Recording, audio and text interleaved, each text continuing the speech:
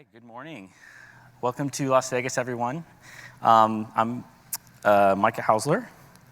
Today we're going to be talking about securing Kubernetes, how to secure attack vectors to Kubernetes. A little bit about me. I'm Micah Hausler. I'm a principal engineer at Amazon Web Services. I've been at AWS for 4.5 years, working on security, availability, and identity. I've been focused on EKS and now on security. I also work on and contribute to Kubernetes open source, to the upstream project, and specifically to the Kubernetes security committee. So we field security reports to Kubernetes through a bug bounty program, through external reporters, issue CVEs, work with teams to get fixes. I've authored CVEs, I have fixed CVEs, and I have reported them. Today we're going to talk through, here for our agenda, an incident that you might have encountered, hopefully not. We're going to talk through some generically about threats, and then we'll talk through attack vectors and mitigations.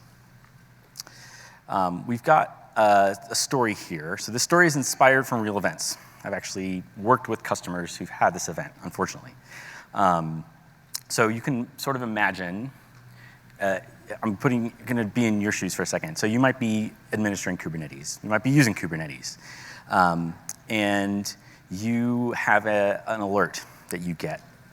You get a page. You may have been out having dinner, you're coming home, and you get a page through your company's security program, and it looks the report looks something like this. Some security researcher reported to your team, look, I can curl this endpoint, and I'm getting this data back. And your first tier support person who works at your company said, I don't know what this means. You're the Kubernetes person, so you got to figure this out. What does this mean? Is this real? And as soon as you see this, if you know anything about Kubernetes, chill runs down your spine. Because and if you're using EKS, you know what this means, hopefully. So what's going on here?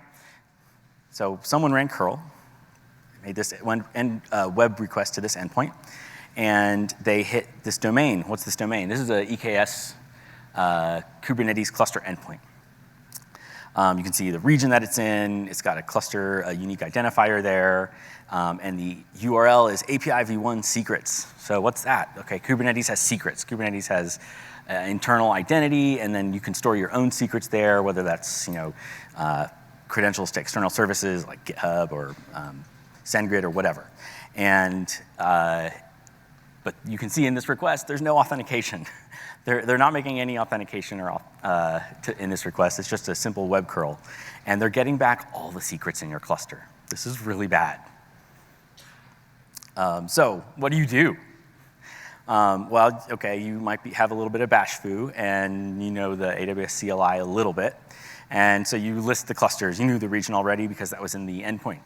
And you are dumping out, okay, maybe they knew this was your cluster, and you're trying to verify, is this really one of my clusters?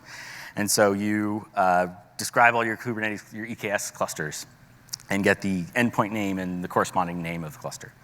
And this dumps out a list of cluster names and endpoints. And so if we look through, you can see that it's this timeline code executor prod 3. So something that is your cluster has this issue. So well, what's going on? All right, we confirmed that it's ours. So now what?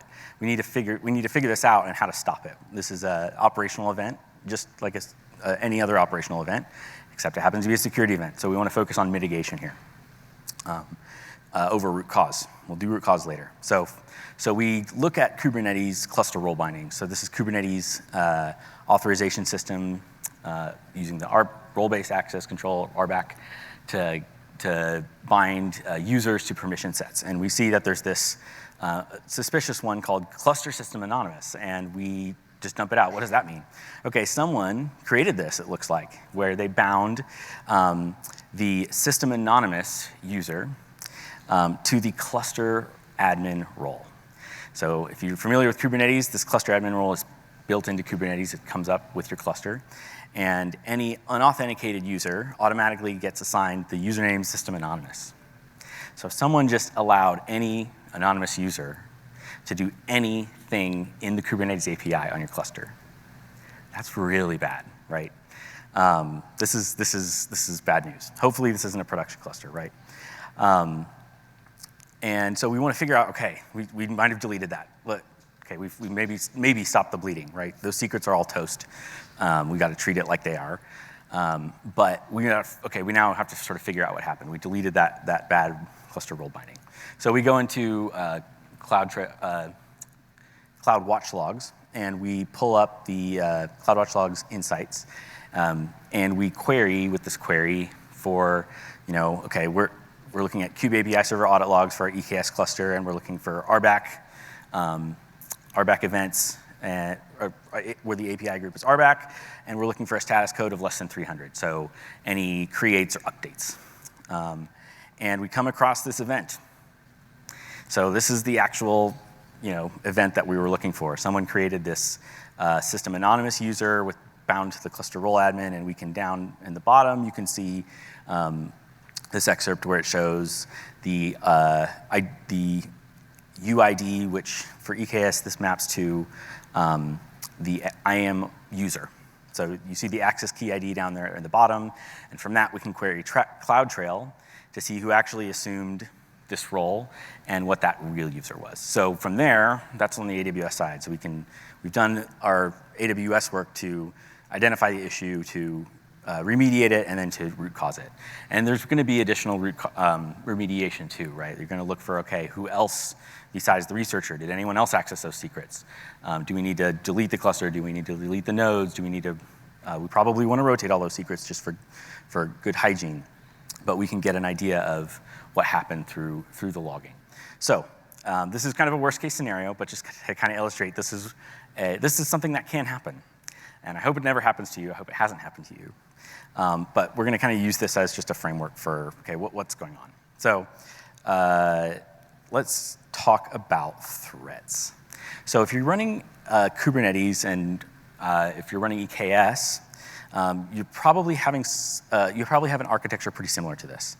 You might have developers who contribute code in one or more Git repositories that goes to your build and CI system.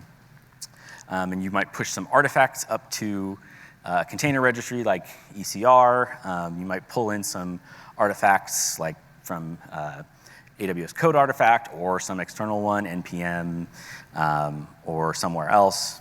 And then those get deployed into your Kubernetes cluster. You might have operations engineers who need to access that Kubernetes, or platform engineers who need to access that Kubernetes cluster. And that Kubernetes cluster manages EC2 instances, which take in traffic from a load balancer, and they have applications on them that read and write objects into S3. And you might be using Amazon Elasticache for caching or RDS for storage. And you might be emitting clouds out to CloudWatch. And you might also have a CDN in front of your S3 objects.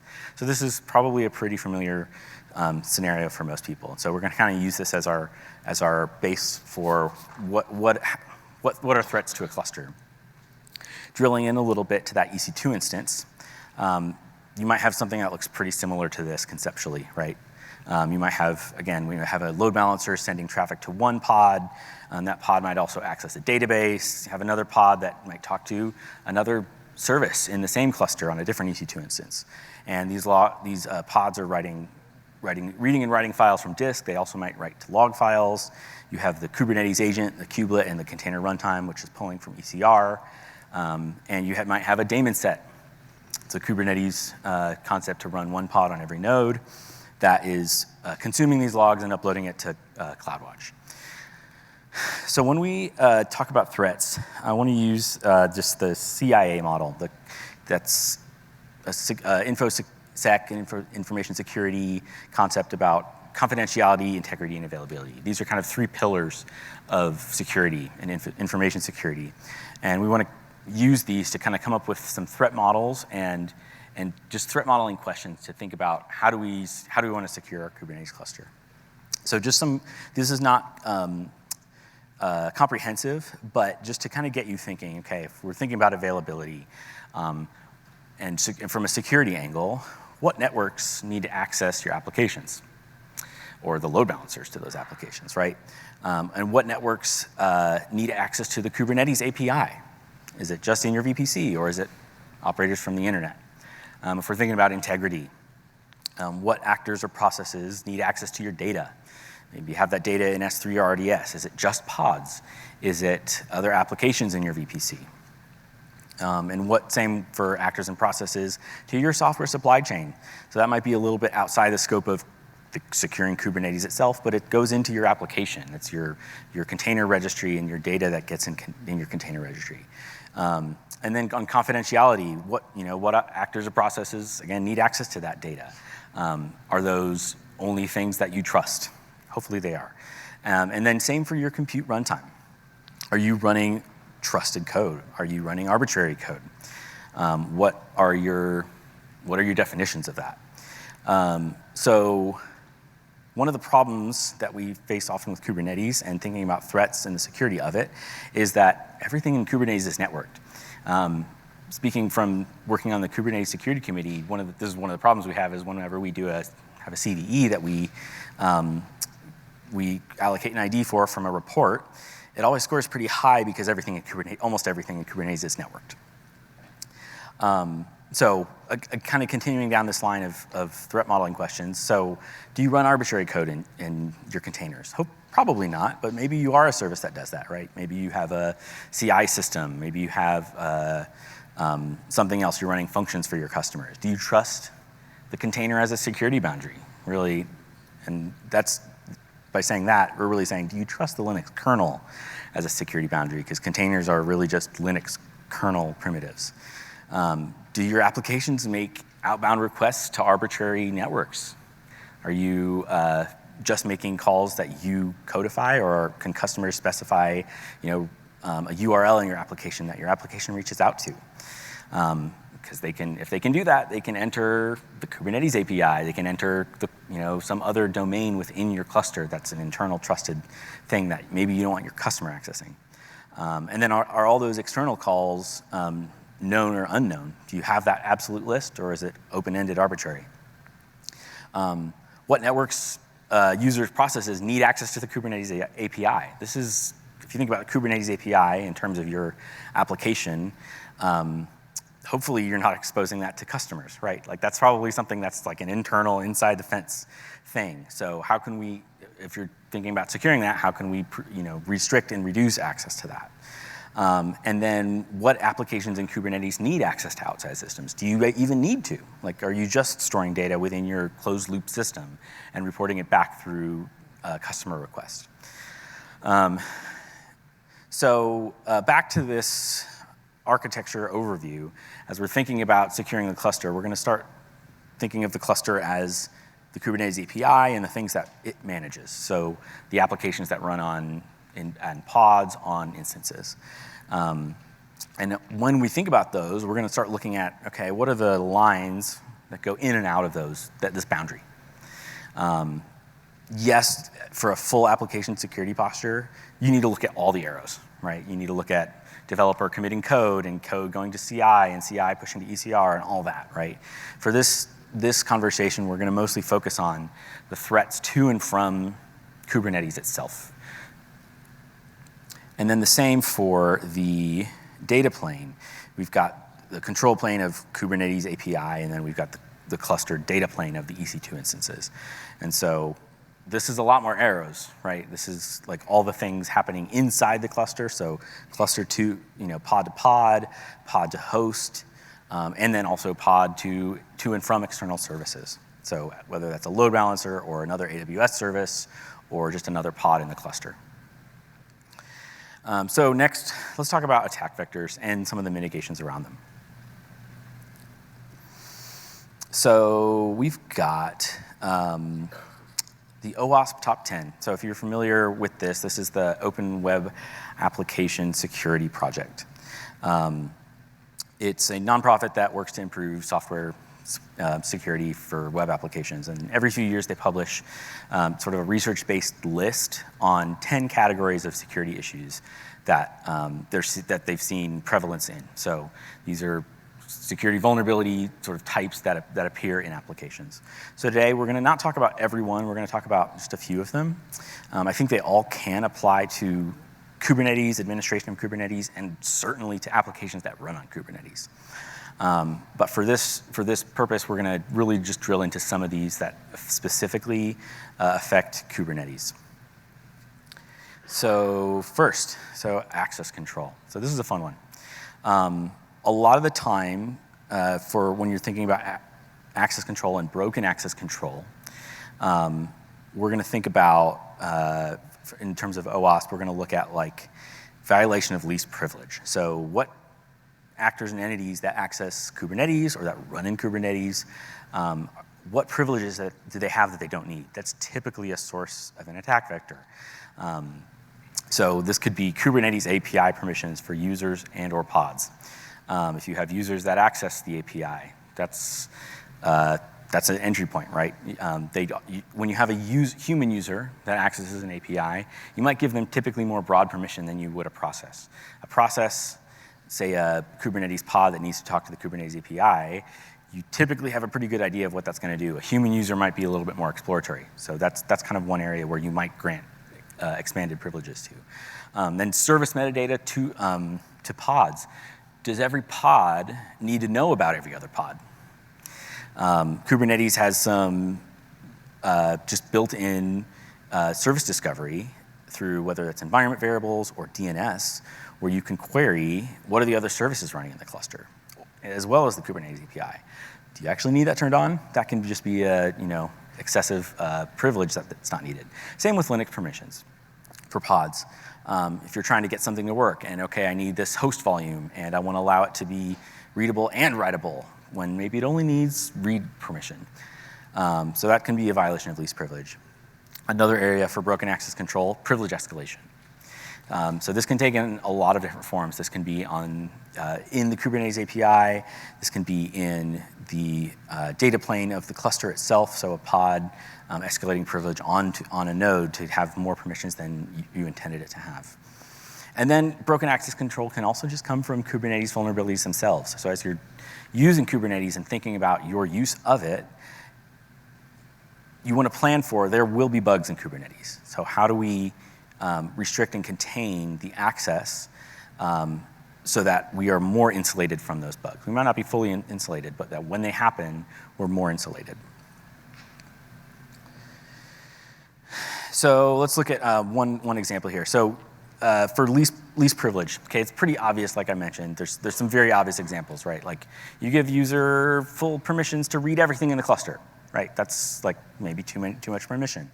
But I want to talk about kind of a subtler case that we've seen and where we've seen some applications have more privileges than they have to in a sort of unexpected way. So if you're taking our example from earlier, you're running a pod, right, and it needs to talk to AWS services. If you're doing that, hopefully you're using the AWS's, or for Amazon EKS, the IAM roles for service accounts. So this allows service accounts to assume an IAM role and have their own identity rather than use the EC2 instance identity, right? So this way you can have multiple pods on the same node that have different IAM roles. And the way that works is Kubernetes issues a JSON web token, a JOT. And the kubelet on the node actually requests that from the API server. The kubelet then mounts that JOT as a file in the pod. And the pod, when it comes up, the AWS SDK typically will read that file from disk, call out to STS, and assume the role, right? So that's a very common pattern. And this can be, in the base case, this can be very, very common, but if you have the same role or the same type of action that needs to be performed over a lot of different pods, say you want a log upload, right? Or you want a volume to be mounted, right, to a pod. Rather than have, say, EFS mount permission on every pod or something like that, having to have every pod do this token dance, you want to have a CSI sidecar do this, right? This could be a lot of different things. But we're taking the CSI example. So rather than, again, rather than have every pod have a different IAM role, have to add permissions to every one of those IAM roles, we want to have a central pod on host that can do this assumption for pods, right? Seems great. So in this case, the CSI daemon set might do something like get the token from the API server, rather than Kubelet fetching it and mounting it as a file on disk. And then this CSI daemon set would do the exchange and say, set up some volume mount, right? Well, what's going on here? Well, we had to give this CSI driver permissions to create service account tokens. And the only way to do that right now in Kubernetes is through Kubernetes RBAC, the role-based access control. So this is not attribute-based access, this is role-based access. So the role we're giving it, or cluster role in this case, is to create service account tokens.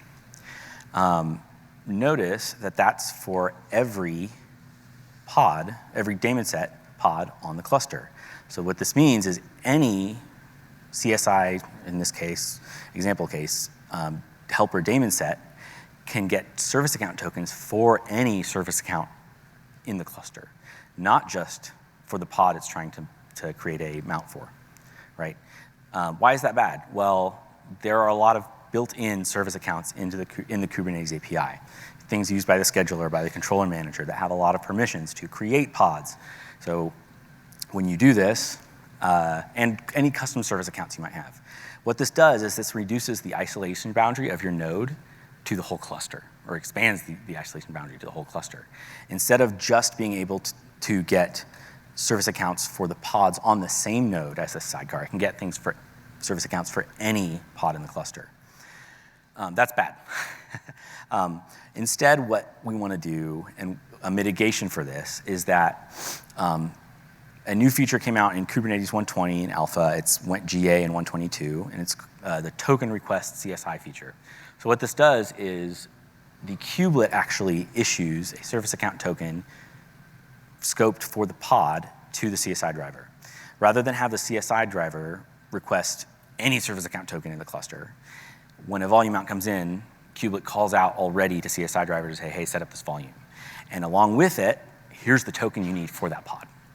And the reason why this is more secure is that Kubelet does not actually use role-based access control for its permissions. There's another authorizer baked into Kubernetes that's not user configurable, but it restricts, and there's an admission plugin for this too, the node restriction admission, that restricts the kubelet from accessing resources not assigned to that node. So say we've got two different nodes, and this kubelet can only access secrets, config maps, et cetera, mounted to pods on its node. And so the same way for this CSI scenario, this can only get service account tokens for pods on the same node. So now if you have two different trust domains, you have application 1 and application 2 on two different nodes, this kubelet can only get pods, service accounts for pods assigned to it.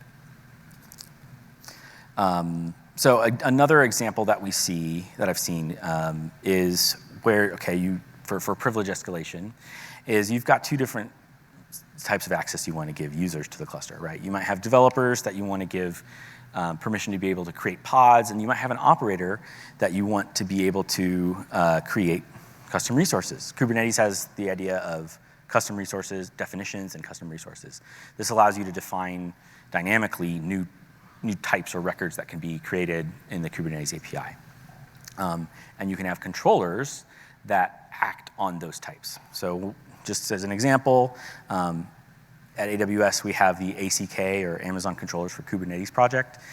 This is a set of controllers. It's not a single it's not a single project. It's a bunch of different projects that you can define AWS resources through a custom resource. So there's a bunch that are already GA of controllers. There's 13 controllers for GA, and then for things like RDS, Lambda, SageMaker, and then I think there's currently 8 in preview, and there's a bunch more on the way. You can go to the ACK website, AWS controllers, Kate's, .github.io, to see what's currently available. But just as a concept, you've got a controller that looks for a CRD to go create an AWS resource, right? So again, back to our scenario here.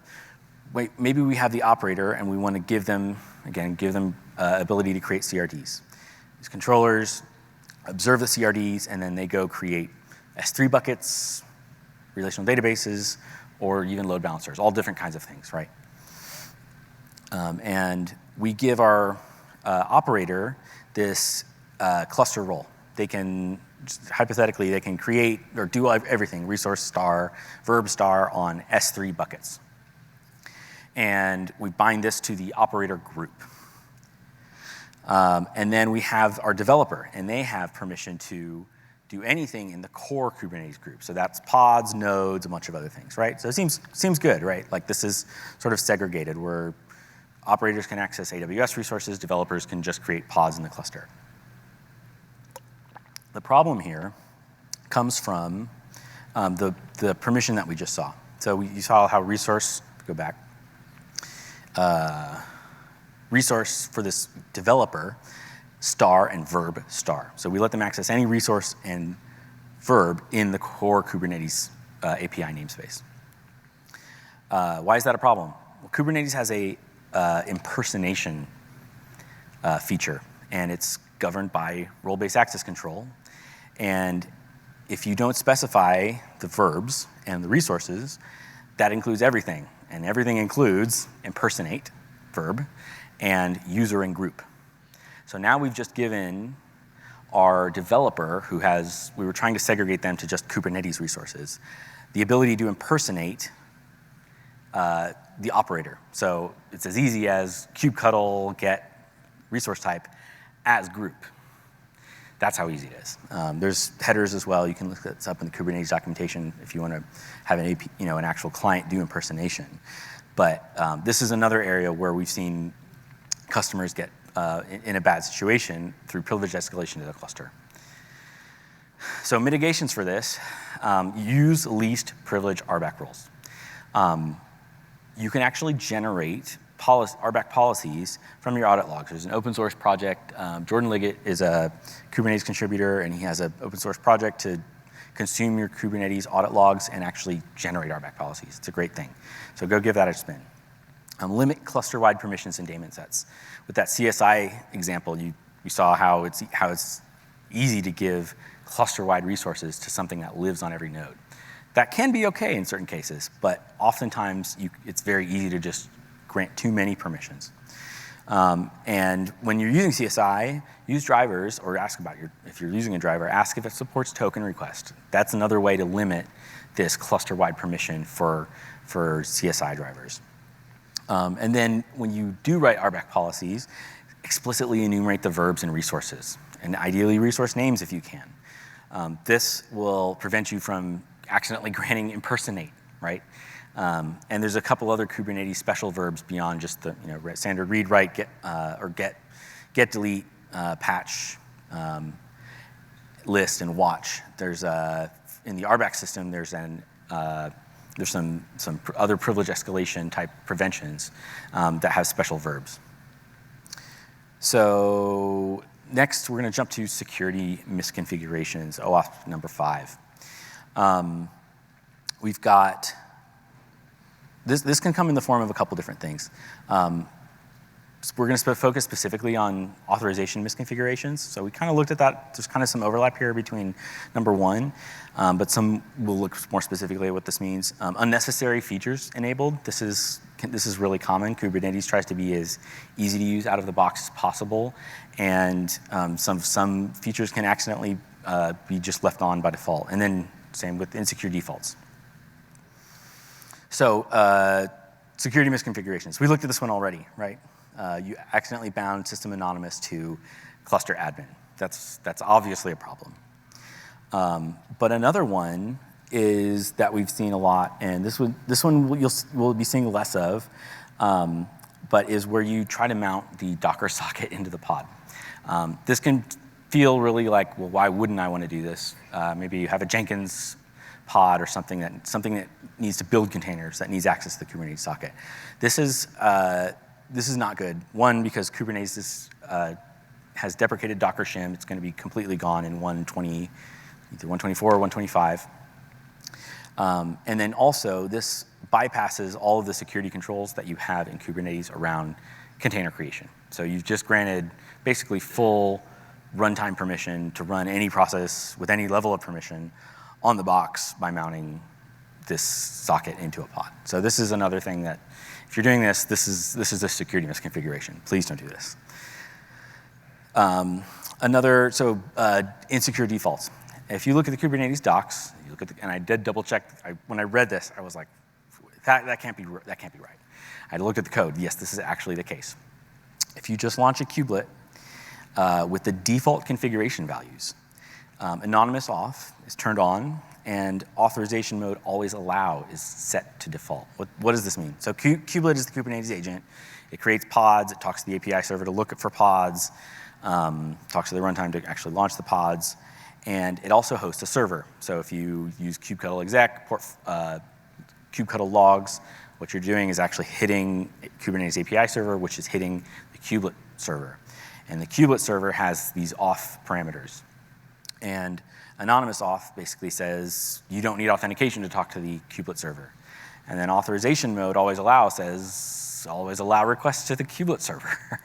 That's not good, because that means anyone who can access the kubelet server can get your logs, can drop into a shell into your containers. So if you look at, if you spin up an EKS cluster and you look at the kubelet configuration that comes in your node, if you're using the EKS optimized AMI, and you cat out the kubelet configuration file, you'll see an authorization and authentication section that don't use the Kubernetes defaults. We turn off anonymous auth. We set authorization mode to webhook, so what kubelet will accept a token, and it will send that token back to the API server to say, is this a legit token? Should I allow this request? So for security mitigation, security misconfiguration mitigations, don't add users to system masters in the AWS auth config map. This is kind of a anti-pattern. System masters in Kubernetes is a break glass group that that actually bypasses all other authorization. It bypasses RBAC. So requests, and it also bypasses admission, or can bypass deletion of admission. So if you have a admission webhook that you're doing for policy, system masters can actually delete the policy webhook. It's meant as a break glass rule. So if something goes horribly wrong, you can actually get yourself out of a pinch. But do not, as much as you can, do not use the system masters group in Kubernetes. Limit and restrict host access to and from pods. So the pods are containers, and they have an isolation boundary that's in the Linux kernel. The more holes you poke in that container, whether that's host PID namespace, or allowing privileged access, or adding additional Linux capabilities, or mounting host file system, what's outside of, that's a different code base with that file system, you're poking holes in the container. So restrict those holes, and ideally restrict access to the host. Some host access is necessary, like we saw for logging or for other things, but especially for your generic application pod, limit that as much as possible. And then just for secure defaults, use the defaults from your provider, and in this case, an EKS. Use those sane defaults. Next, we'll look at vulnerable and outdated components. So this one we'll hit really quick. If we look over the last 5 years, including the year to date, the orange box here represents Amazon Linux 2 kernel CVE updates. And then the blue box represents Kubernetes CVEs. These aren't all Kubernetes proper. Some of these are additional Kubernetes components like Nginx Ingress or some additional Kubernetes side projects.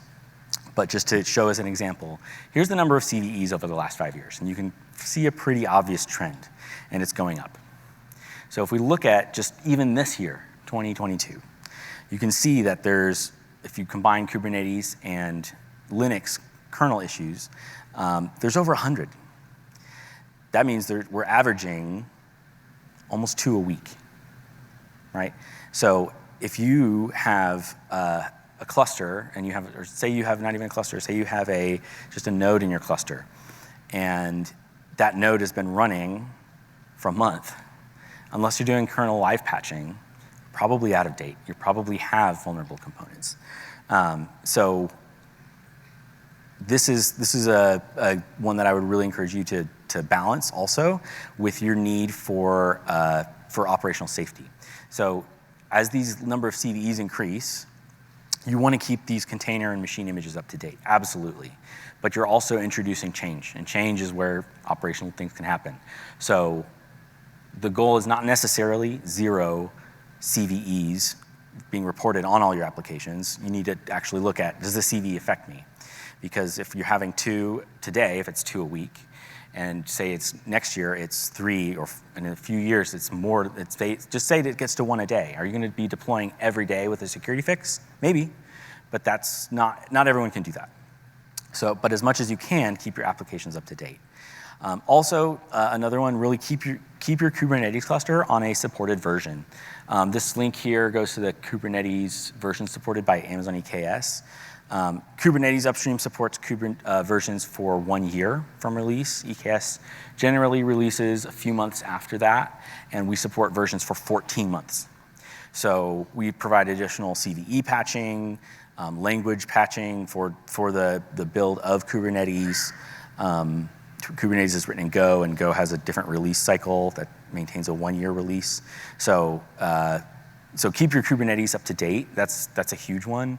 Kubernetes, as we saw, Kubernetes CVEs come out semi-frequently, and EKS keeps on top of that for you, especially for control plane patches. There's no action required. We just patch that. So this link shows the calendar of when certain Kubernetes versions are supported by EKS and when you need to actually update. So that's a huge thing that I would encourage everyone to do, is make sure you have a plan to keep up to date on those Kubernetes versions. Next one, so security and logging and monitoring failures. So a lot of us are really good at operational alerting, right? There's a lot of focus on that. We don't want downtime. But logging and monitoring for security events is often an afterthought. So this is just a quick one for Kubernetes. What I really would encourage you to do, log. If you're using EKS, turn on control plane logging.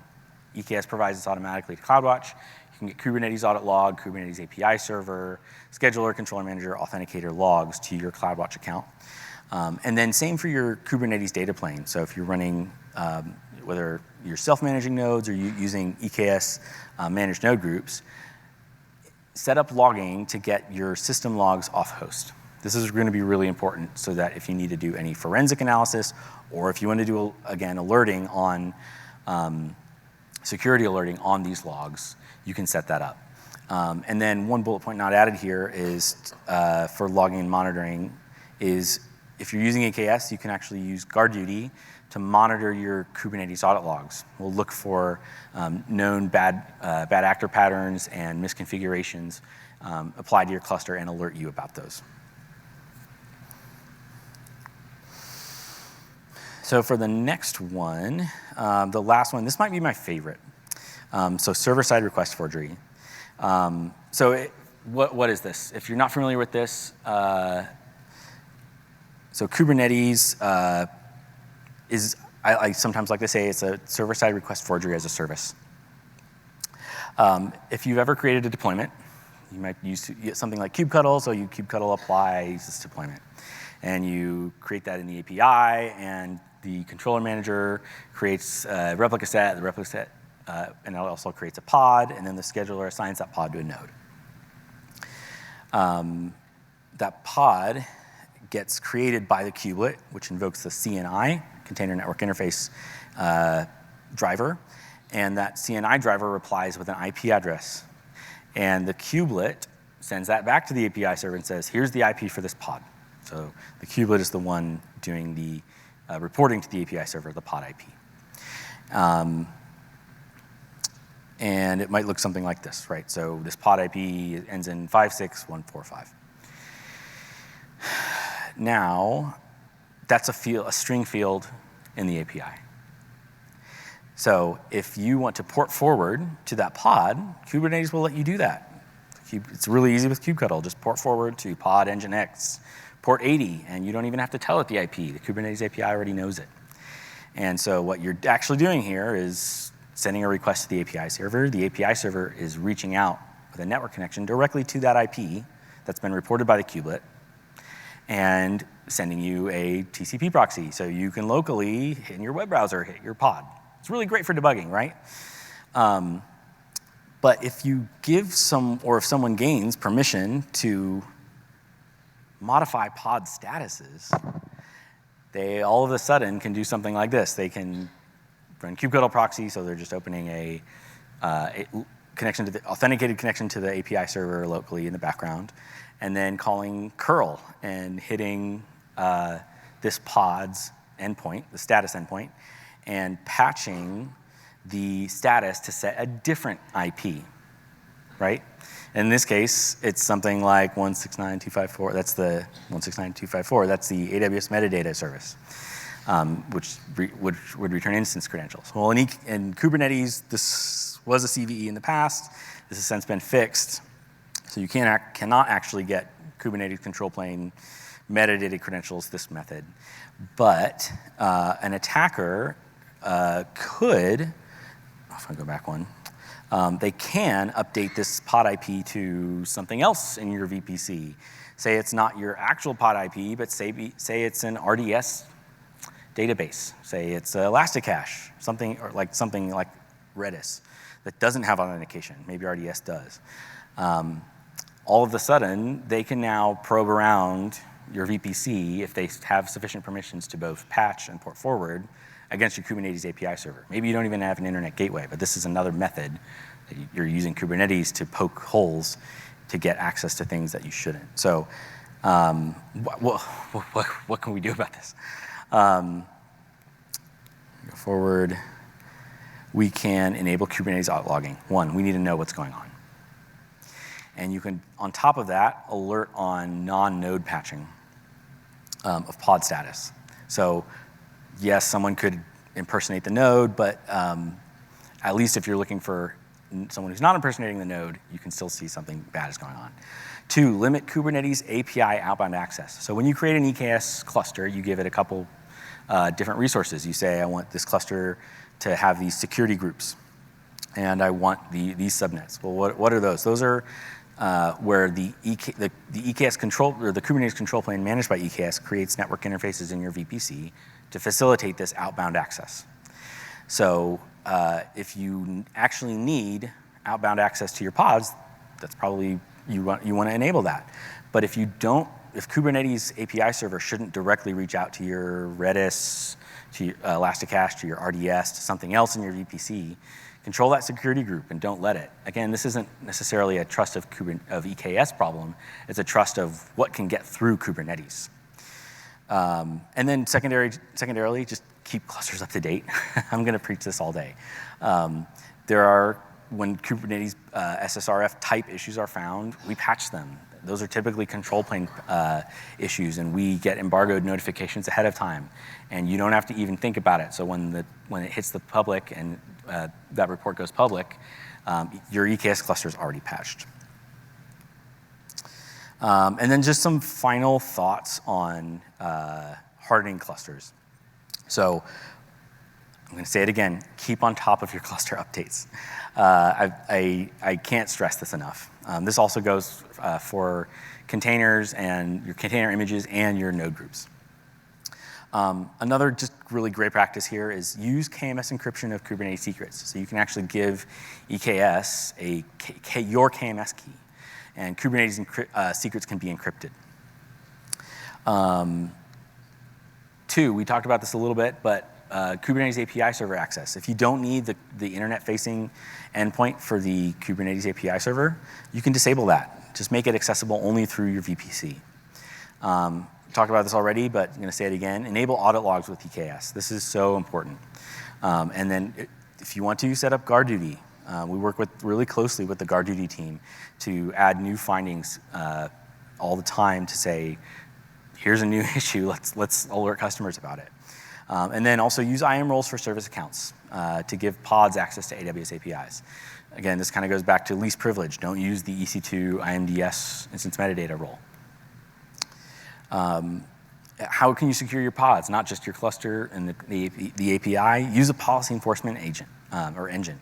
So Kubernetes had the pod security policy, and that's going to be gone in 125. And so you need to migrate to something else. Kubernetes has a built-in pod security admission. That's not full PSP. It's a different scope, and you can configure that in EKS. But you can also, if you want finer-grained access to specific fields, say in your pod, and allowing or disallowing those, use something like Open Policy Agent or Gatekeeper. And then finally, the EKS Security Best Practices Guide here, the QR code is just the link here. Go read that. I really encourage you to read that. There's great standards out there like CIS benchmark for Kubernetes that have some really great recommendations on configurations. But in this EKS Security Best Practices Guide, we kind of go above and beyond that to add and we update it constantly with findings that we get from customers or when new Kubernetes features get released on what to allow or disallow. So I highly, highly recommend giving that a read through. And with that, I think that's the end of our talk today. Thanks, everyone. I think that's all we got time for today.